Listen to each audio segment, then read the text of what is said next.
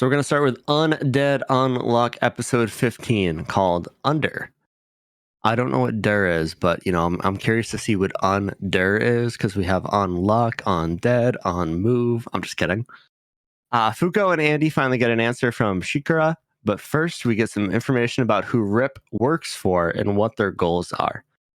In the end, will Fuko and Andy join them? Ooh. It's big spicy. Nah, ain't happening. So the episode opens up with a shot of Juiz, or Unjustice, the leader of the Union, in a white space telling Victor, "We can do it," while looking at a black door. But I don't think It it's was a a door. door. It's What that was that wall. then? It's the wall with all the Oh yeah, it was. It the was a quick. It things. was a quick little flash there. Yeah. Yeah, they showed how they all had orbs or something in them, and then the bottom two didn't. Okay. Spicy. I did not notice that. It just looked like a door with rivets on it to me. To be honest. No, I was very confused about this scene, so yeah, I was kind of confused why she was saying Victor in this scenario because Victor's just Andy's alter ego. or is it? I mean, unless Andy is a conduit for God, I don't know. Like what? I'm starting to think Victor's like the main personality, just from what Julie said. Because why would she be talking about Victor?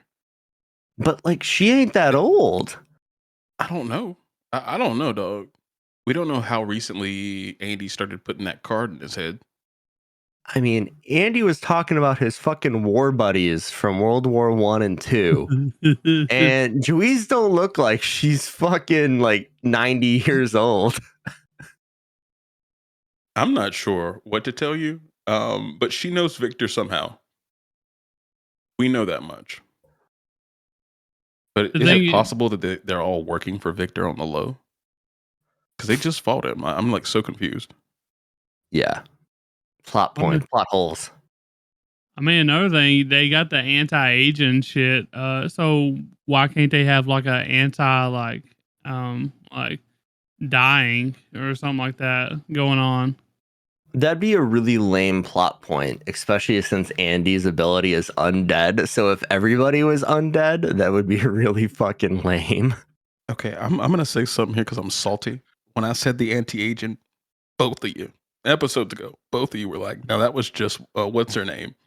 And then Tyler just got a pass for it here. Stand on your business, Dan. What the fuck? I mean, I thought it was just for unchange because her ability is unchanged. So I thought she was just staying the same forever. All right, I was just making sure. All right. Dude, I barely remember what I had for breakfast this morning. You're bringing stuff up from weeks ago. Hell give me a break here. Yeah, I don't remember it either, Dan. Don't worry. No, it's coming back. Oh, okay. Dr. Nico's cooking. Bass was probably right. Okay. I don't know what's going on. But yeah, no, I'm not sure what she's talking about here. I mean, if she knows Victor, she's old as dirt, but she's pretty good looking. So I am distraught. I am emotionally confused. It could be the anti-agent thing. It definitely could be.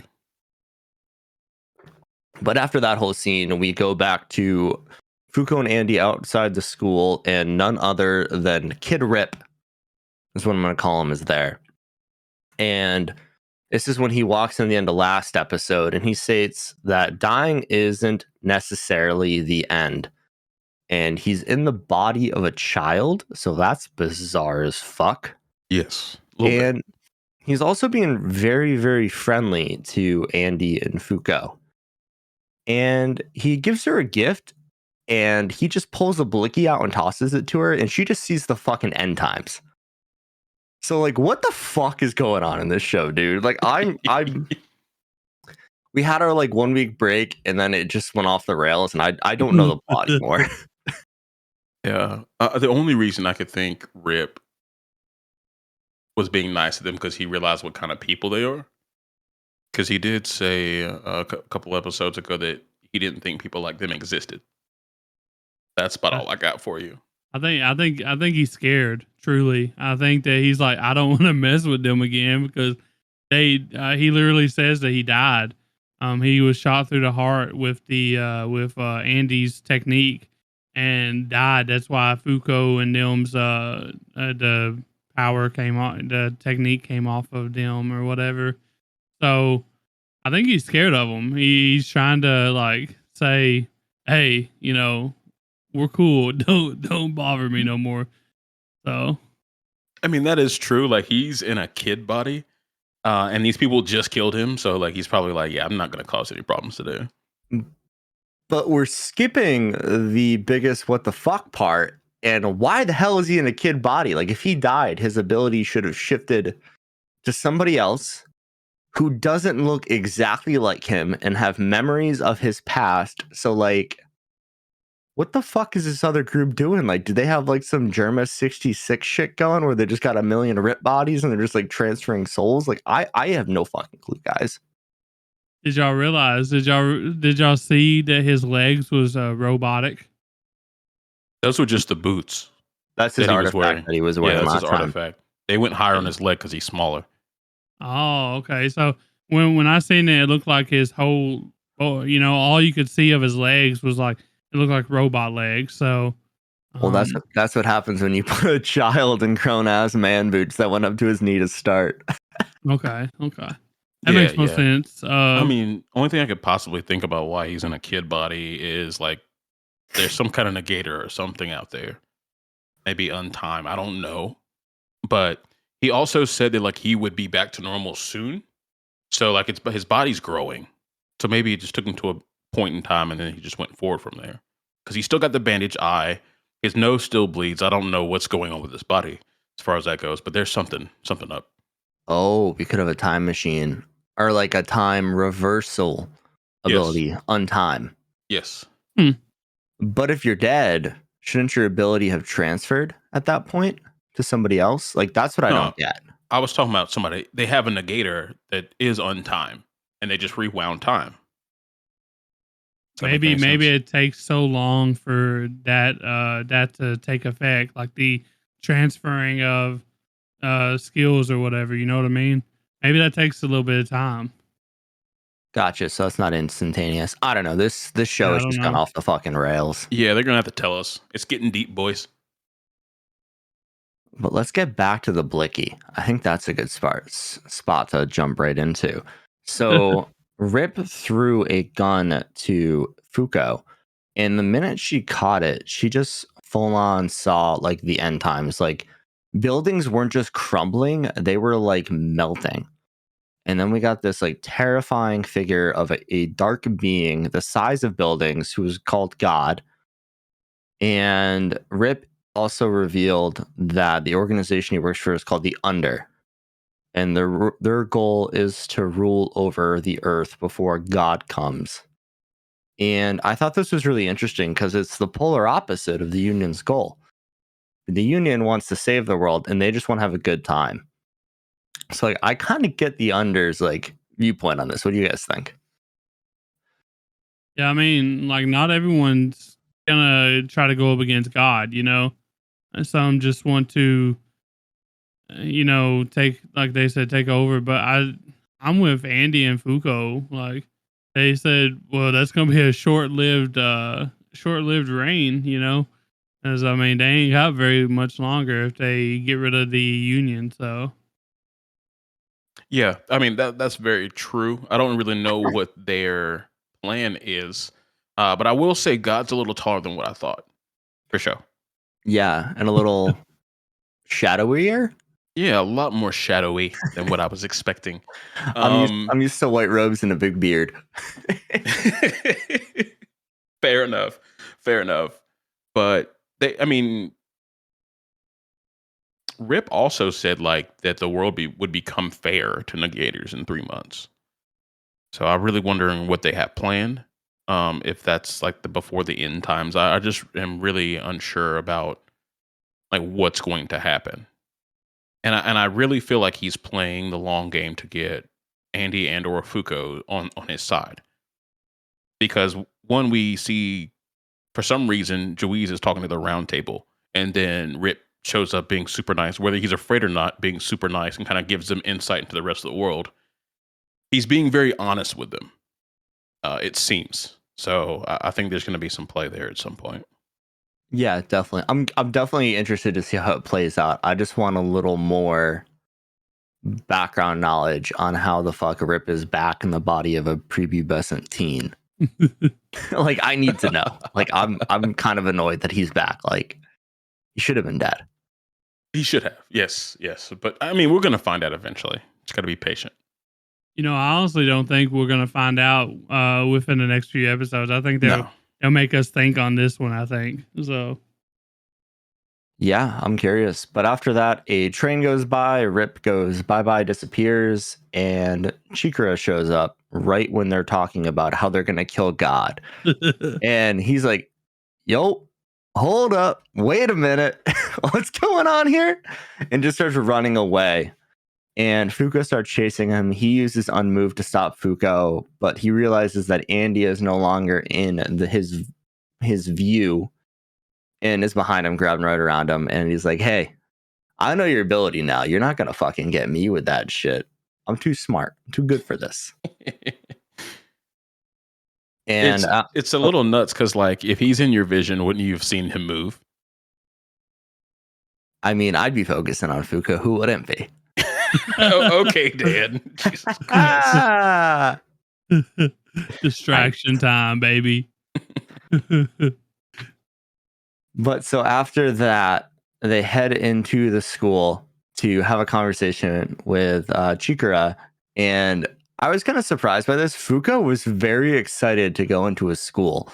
So, like, I'm sitting there thinking that did she just live in as a shut-in because of her ability and she didn't want to potentially danger anyone? So she never lived a normal life. She never went to a school. She never did any of that. And that kind of blew my mind because I thought she was just very cautious. Like, I didn't realize she was like shut in a house. Alone. Yeah. Yeah, like alone, yeah. shut in a house. Like, she had no friends. All she did was read her manga. Tyler, we don't need a monologue on it. But it seemed like she was also like fangirling over the main character from her manga. And props to Fuko if she taught herself how to read, because that's incredible. Well, I don't know when this actually like hit her. I'm pretty sure it was like early kid, but I think it was after those years, you know what I mean, where you learn how to read. She was and 5, stuff, so. just like Tatiana. Well, you should know somewhat how to read by then, right? Enough to get by. And boy. Nah. I played Pokemon, dude. I was fluent. I could read Flamethrower at like 4 years old. The little Gus Worm books or whatever, the caterpillar books. Dude, I deadass taught myself how to read plain Pokemon. Yeah, I'm the same way. So, Flamethrower, Gust. Ask me to say cat. No, I don't got you. But Earthquake? No problem. But after Fuko's little fangirl sesh of being in the school and like imagining herself as the main character of her favorite manga, Chikara reveals that he has 2 missions in life: to live for his parents and to atone. And then he tells them that he's going to tell them a bleak story. And it turns out that Homie and Fuko have a very similar past. It turns out that Chikara was walking with his family after going to the store. And while walking across the street, he turned around and looked at his parents. And Unmove activated for the first time. And his parents were stuck in the street. And a truck driver fell asleep and absolutely fucking isekai'd the shit out of these two. Like, they're in another world now. Like, they're gone. Oh my God. Truck-kun came in hot. I was not expecting that. Yeah, I think this is wild because not only does he have a history of killing his parents, Fuko killed her parents, and Tatiana killed hers. That's 3. That's 3 backstories where they've killed parents. Yes, in 15 episodes, mind you. This is like Demon Slayer, bro. Everybody killed their parents, dude. It's a wrap. The Union is a bunch of parent killers. Oh my God. It feels a little played out to me at this point. Like I didn't feel anything this time. No, I actually laughed. So see, they've done too much. They went I was too like, far. no way. I was like, no way. We're seeing this again, bro. Well, like the minute you saw them stop in a crosswalk, you're like, oh, it's a wrap. Yeah. We're going to another world, folks. See, but the problem is, I already knew he killed his parents when he said, "Y'all want to hear a sad story?" Yeah. I was like, "Of course." Like, yeah, it wasn't random people. It wasn't his friends. I know it was his parents. That's all they got. That's all they got. Like they could have changed it up a little bit, and like maybe he killed his younger sister. That's what I'm saying. Like, it's a little different, but I'm not gonna knock him for too lazy at writing. Parasite is played out. Yeah.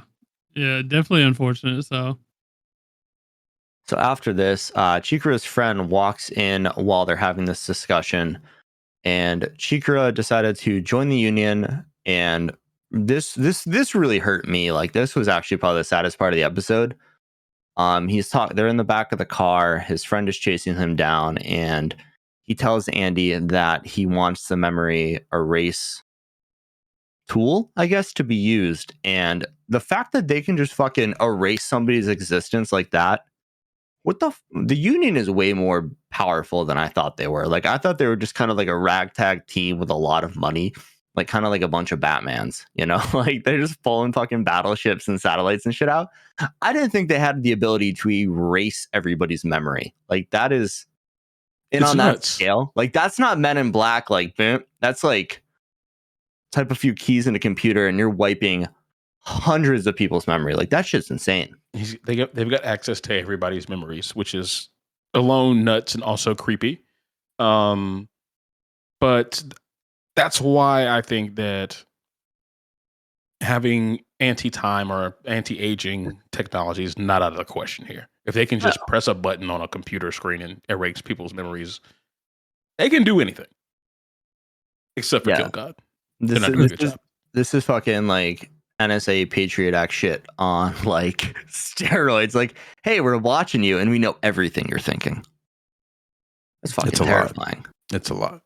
I also don't understand like why they had to erase his whole existence. Why not just like erase that that moment of where he walked into the classroom, because now you don't really have a way to go back unless they can reverse that, right? So, well, I mean, yeah, the whole point was nobody comes looking for him, and that makes it safe for everybody. So no one asking where Chikara went. They can just alter their memories somehow, surely. I mean, maybe they can taketh and giveth. Yeah, who knows? I don't know. I didn't see that in Men in Black. I don't think they're giving memories back in Men in Black. But after that, we get a scene with Juiz again saying that the Fuko and Andy succeeded in persuading the 11th member of the round table to join. We got some crazy ass spinning montage with everybody, and homie, this whole squad is just fired up to kill God right now. Yes, sir. And the episode ends with Chikura and Fuko are going to enter a special training regimen per their request. So, gonna get a little training arc, maybe like hopefully just an episode. This has been moving really quick. I mean, fuck, we went from dead dude to dude in a child's body in like an episode. So hopefully this isn't a long training arc, but hopefully it's fruitful. Yes. We want to see some buff powers out of those two. That'd be very fun.